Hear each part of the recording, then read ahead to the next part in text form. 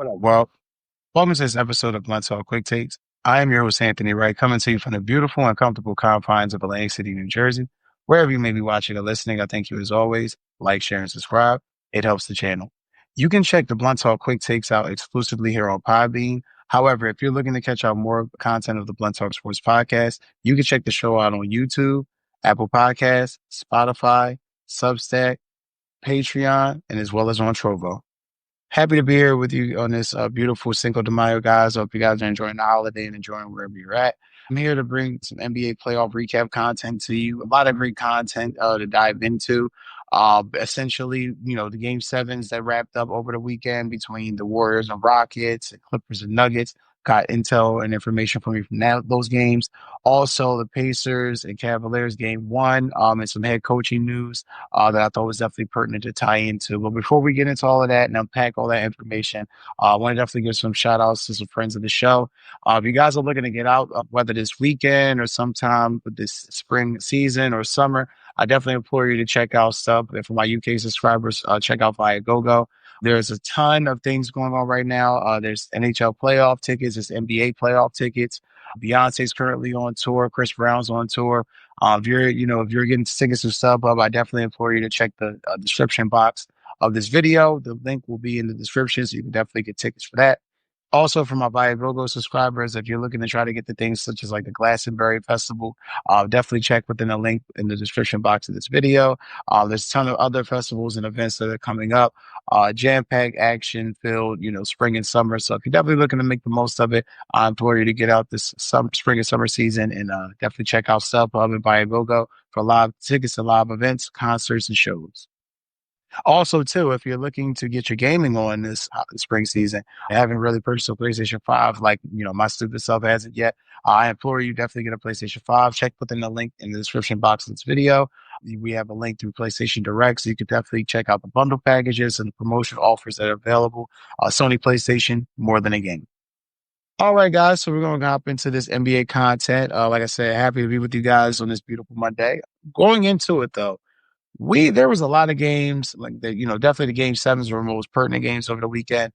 Definitely the ones I was definitely anticipating. Won't lie, I definitely needed the YouTube TV notification to pop up so that way I wouldn't forget. But nonetheless, happy and excited to have caught the games. First, we're going to start with the Warriors and Rockets from last night. Warriors were able to pull out this game 103-89, beating the up and coming Houston Rockets in a tough, hard-fought game seven, which is guaranteed of what the Warriors the right to advance to play the Minnesota Timberwolves.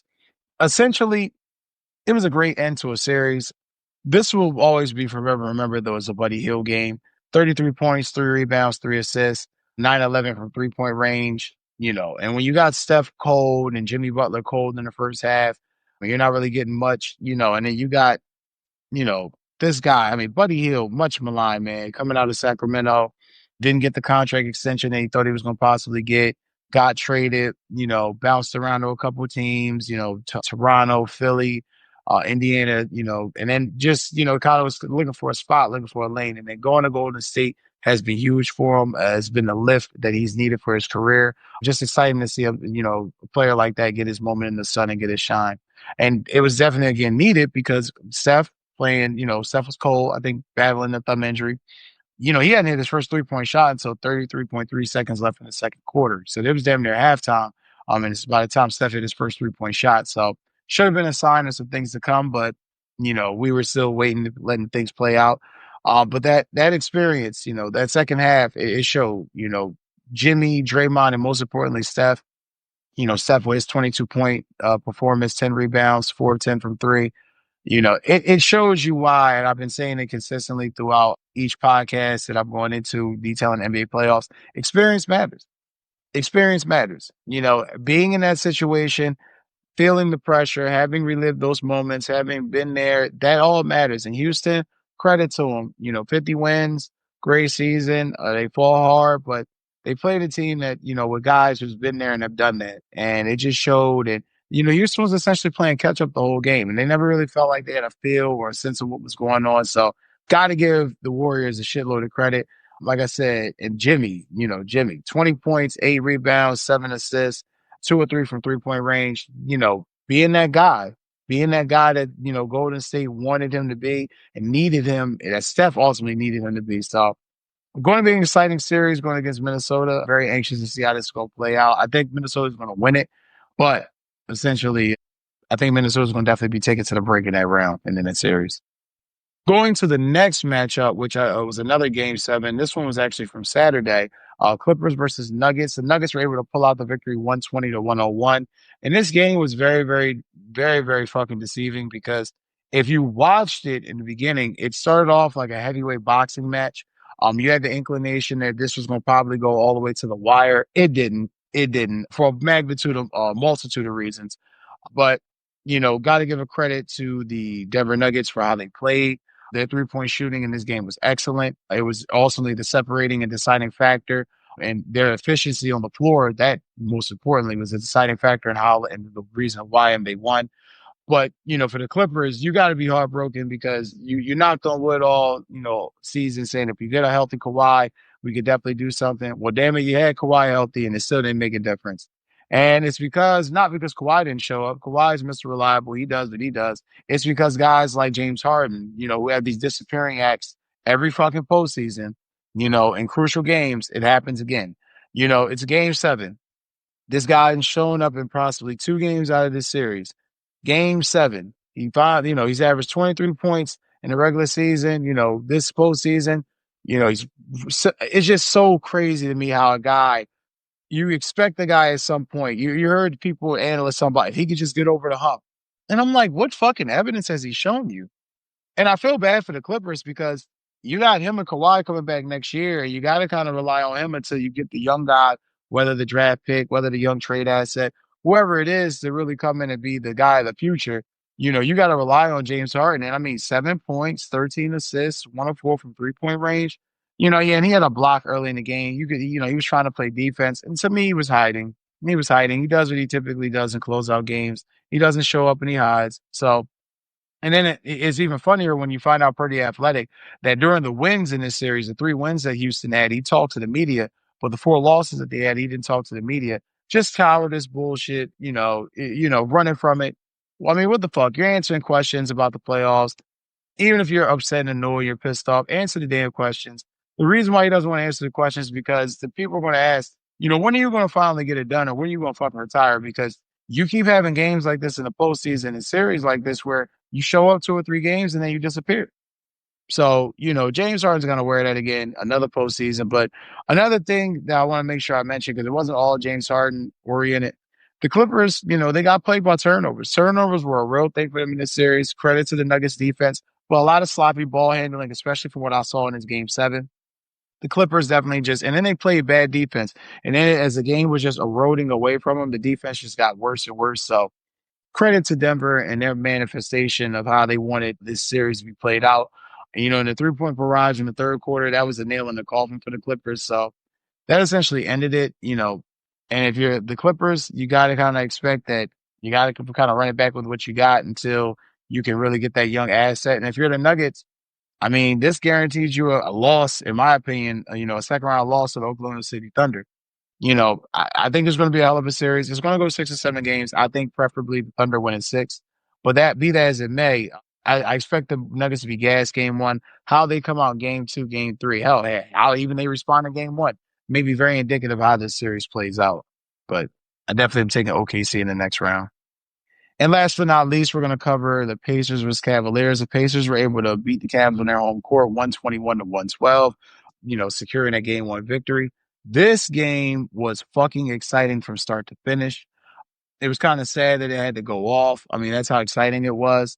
First of all, Indiana has continued to impress me. They did this last year and they're doing it again. They're continuing to show you that they can play a brand of team basketball that is so conducive to a winning formula that they don't give a shit who's the leading scorer. It's going to be a bunch of guys contributing. It's going to be a bunch of guys putting in work. And ultimately, they're going to get it done. So credit to the Pacers. I'll just say Cavaliers. My apologies. Credit to the Pacers there for that philosophy and how they play because they don't have a guy there. There's no, LeBron or Luka or there's no statuesque player there, to really take the most of the attention up in points.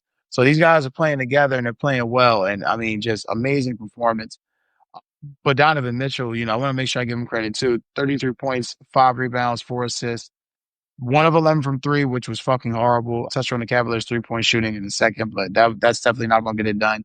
But I would argue they definitely need Darius Garland back. Him being out via injury with his foot injury has definitely hurt them. It's hurt some of their depth and their wing protection as well.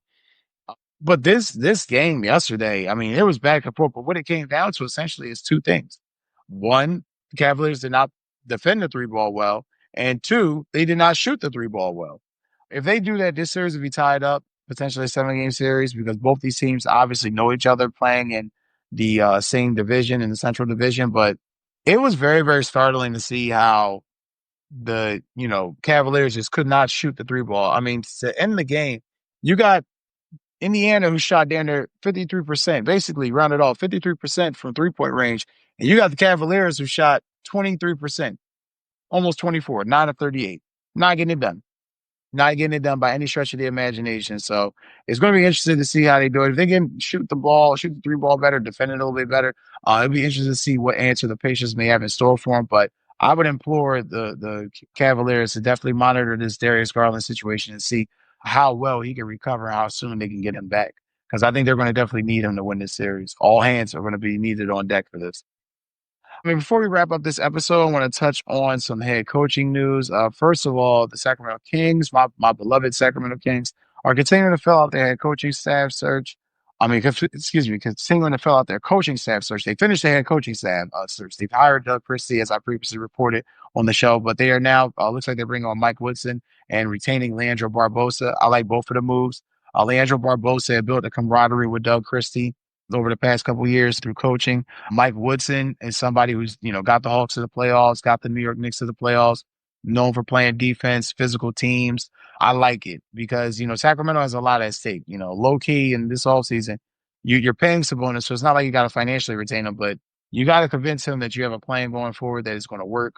I think Scott Perry is the proper GM to relay that plan, but be that as it may, Sabonis has to be receptive to it. Your coaching staff has to be thorough because I think this team is only going to respond to that type of coaching.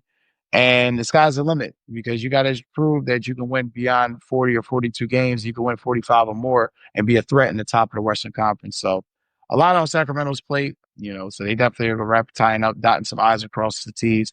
But before we end the show, another team that's definitely going through a coaching search or had went through their coaching search and finally solidified it 2 days ago. The Memphis Grizzlies, will retain Tuamas Izalo as head coach. Now, Mr. Izalo was the labeled interim head coach after the firing of Taylor Jenkins. Well respected within the organization for his offensive prowess and how well the offense played. The defense sucked. The Grizzlies, as you well know, previously mentioned on this show and plenty of others, did not play well against winning teams. I believe they ended this regular season 11-20 or 11-21. So kind of see where Memphis is following the same footsteps as Sacramento, try to keep the same continuity going, keep things, the same, but maybe switch up a few things.